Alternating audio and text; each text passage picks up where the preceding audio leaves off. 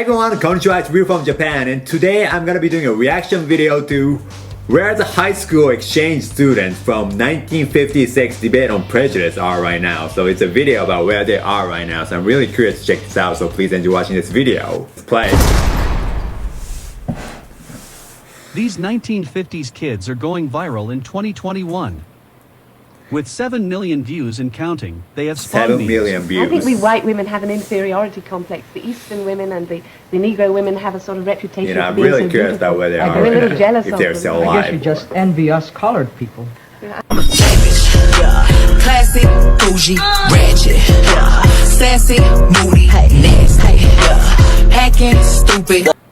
And dozens of reaction videos. Person loses track of the dignity of the human. Oh my God! He sounds like a man! I did a reaction gonna video be to that so impressed. video too. You cannot believe how these youngsters are answering the questions. This is hosted by... As you may have seen in our previous episodes, the kids taking part in the Herald Tribune Youth Forum, a cultural exchange held yearly in America, were among the brightest in their home countries. Many of them went on to have remarkable careers, taking prominent positions in government, diplomacy, business, or academia. So the question is, where did life take the four? Judith Reeder, Ratnati Iskandar Dinata, Yuriko Konishi and Raul Contreras, and where are they today?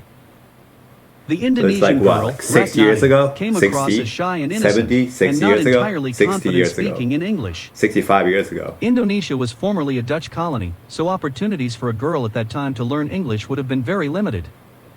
Despite this, Ratnati asked poignant questions to the English girl, Judith, and made a very insightful statement about America, which was later elaborated on by Raul. And I think that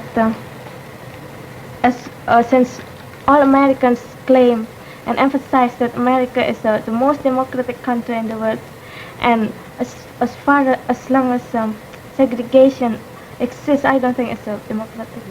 I mean, pure democratic.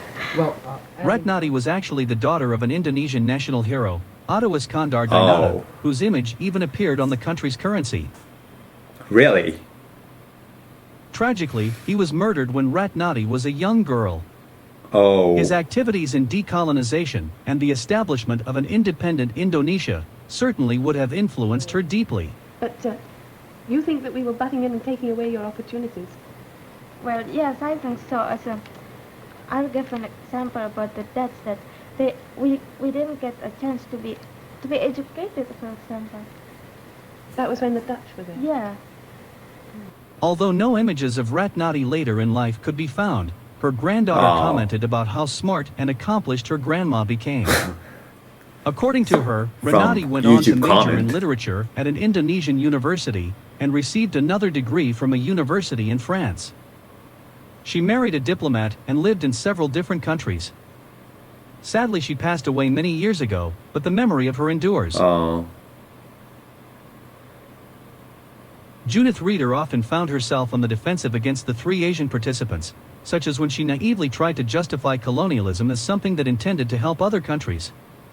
In declaring this, she was likely echoing what she had been taught in school. But I know the British, when they started doing their colonization, they tried to help the countries they were in. Nevertheless, she listened carefully to the perspectives of the other kids to hear them out, and the debate proved to be a learning experience for her. In adulthood, Judith converted to Catholicism, which is a minority denomination in the largely Protestant Britain. Her religious devotion became a defining aspect of her life. In 1977, she and her family, including her 3 daughters and 1 son, traveled to Rome as part of a documentary series on religions. She spoke here about the meaning of grace to her as a Christian.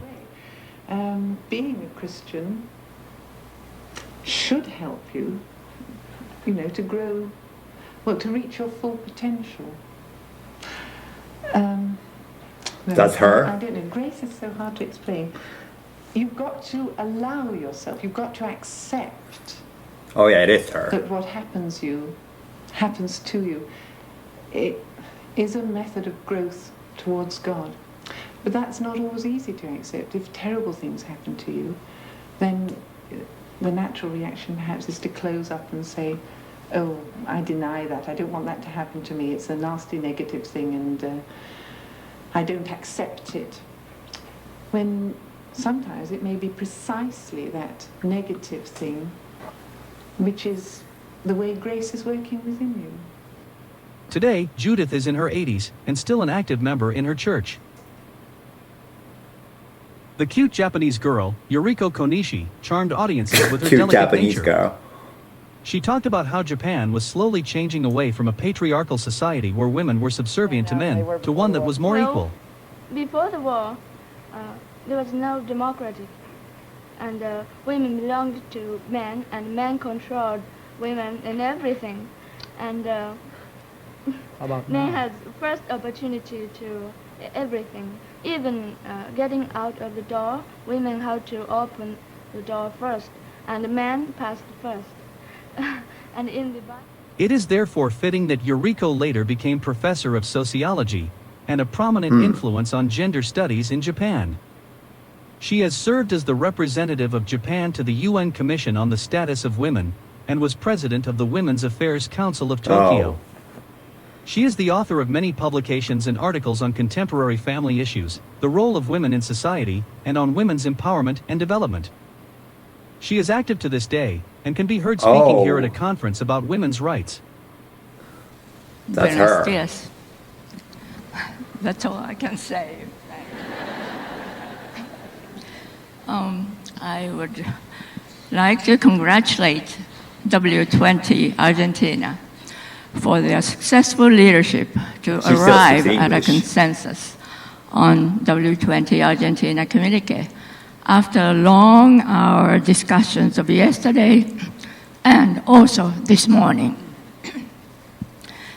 Amusingly, Yuriko commented as a girl in 1956 about how she did not like hair that was dyed red. some Japanese women, right? How do you say? Dye their hair red. Really? Yes, they like it. You know, I never heard of that. But I don't like it. So it is only appropriate that she is a hip blue-haired grandma today. And finally, Raul Contreras, the boy who shocked everyone as soon as he spoke. It's a Filipino boy. No one expected the 15-year-old to have the voice and eloquence of a middle-aged, experienced political orator. When a person loses track of the dignity of the human soul and begins to judge others not on the basis of their being persons, but on the basis of race, creed, economic status, that is prejudice. Raul possessed great fluency in English and often helped Yuriko and Ratnati by elaborating on their points. The entire debate was very much dominated by Raul and his commanding presence, as he delivered many memorable lines. An especially powerful moment came when Raul invoked the American Pledge of Allegiance as a way to point out the hypocrisy of a still largely segregated USA.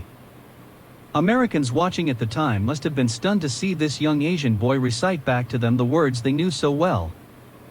Raul used the pledge to highlight how shameful America's treatment of black people was at that time, and how it tarnished America's reputation in the eyes of the world. Well, adding something to that, isn't it that, in the Pledge of Allegiance to the American flag, you mentioned something about, I pledge allegiance to the flag of the United States of America and to the republic for which it stands, one nation indivisible under God, with liberty and justice for all. Well, the last phrase just doesn't sort everything. He sounds so with smart. the segregation problem here and the discrimination against colored people, how in the world could you have liberty and justice for all? Raul went on to make great use of his uncommon speaking abilities and persuasive argumentation by pursuing a career in public relations. For a time he worked in America for the brassiere company Playtex. Eventually he returned to the Philippines where he worked for some of the country's biggest firms. Arguably, his most prominent role was as former President Cory Aquino's crisis manager. But he wasn't particularly proud of his time with Aquino, due to various controversies that weren't in line with his principles. His family knew him as a master of tough love when he became a that's father him. and grandfather. His daughter was delighted to be able to watch his outstanding performance. She had heard about his time in America, but did not see the video until it was uploaded to YouTube in 2020.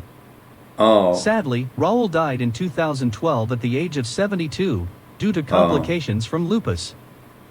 Yet he lives on through his unforgettable performance. His intelligence, humor, and eloquence is inspiring teenagers 60 years later.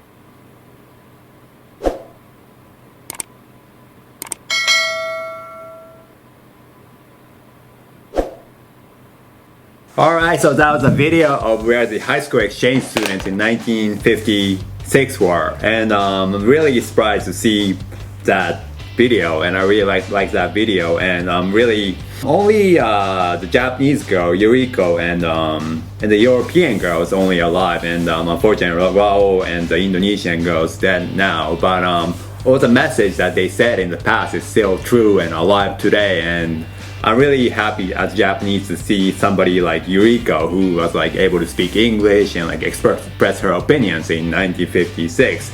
Is that still like impacts people in the world today? Yes, and I'm really happy to see that she's still alive, and maybe I've seen her on like TV because she was with a lot of like she's on like she's really famous now, and I didn't know it's her, but I'm really impressed to see that she's still alive and like speaking English and giving many impacts to the world. Yes. So if you have more stuff you want me to check out more stuff you want to check out, please leave me in the comment section below. Alright, so thanks for watching today. See you.